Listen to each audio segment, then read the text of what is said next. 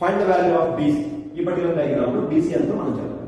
Difficult గా అనిపిస్తున్న ఈ question ని ఒకే ఒక కాన్సెప్ట్ ద్వారా మనం ఈజీగా సాల్వ్ చేద్దాం. అదేంటంటే ఐసోసెలస్ ట్రయాంగిల్. ఐసోసెలస్ అంటే ఏంటంటే ఒక ట్రయాంగిల్ లో రెండు సైడ్స్ ఈక్వల్ గా ఉంటే ఆ సైడ్స్ కి ఆపోజిట్ గా ఉన్న యాంగిల్స్ కూడా ఈక్వల్ గా ఉంటాయి.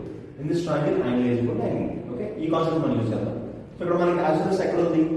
ఏ ఈక్వల్ సైడ్స్ ఉన్నాయి. సో ఫర్ ఎగ్జాంపుల్ ఇక్కడ చూడండి, సెంటర్ ఓ నుంచి ఏ కి జాయిన్ చేస్తే రేడియస్ కదా, OA is the radius and OD కూడా రేడియస్. సెంటర్ నుంచి జాయిన్ చేస్తాం కాబట్టి రేడియస్ లో ఈక్వల్ గా ఉంటుంది.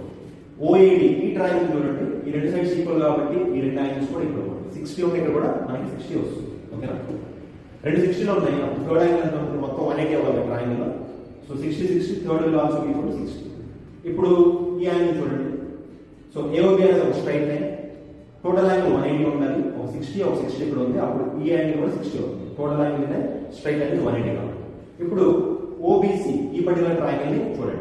ఓబి ఇస్ రేడియస్, అలానే ఓసి కూడా రేడియస్. ఓకే, ఈ రెండు కూడా ఈక్వల్ సైడ్స్. అప్పుడు ఐసోసెలస్ ట్రయాంగిల్ ప్రకారం ఈ రెండు యాంగిల్స్ కూడా ఈక్వల్ అవ్వాలి. ఒకటి 60 ఉంది, 180 లో 60 తీస్తే 120 ఈక్వల్ గా స్ప్లిట్ చేయాలంటే మళ్ళీ ఇక్కడ 60 రావాలి, ఇక్కడ 60.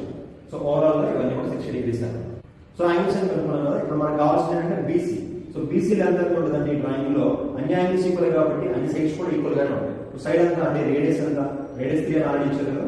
సో ఇది కూడా 3 అవుతుంది కాబట్టి ఇది కూడా 3 సెంటీమీటర్స్ అవుతుంది. So length of BC is nothing but 3 centimetres.